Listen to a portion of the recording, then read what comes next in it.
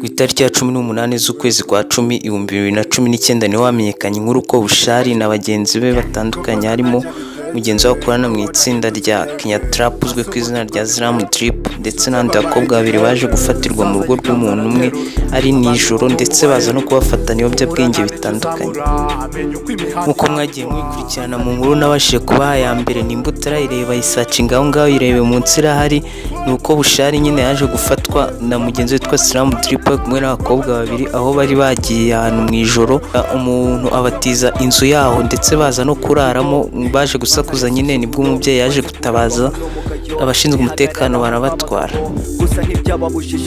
Aba bombi rero baje gufatanwa ibiyobyabwenge bitandukanye harimo urumogi ndetse n'ibindi byaba biri mu gacupa bisa nk'umukara bitaje kumenyekana neza, gusa turacyabakurikiranira ngo tuzabashe kumenya ese ibiyobyabwenge ni ibiki, ese ni bwoko ki.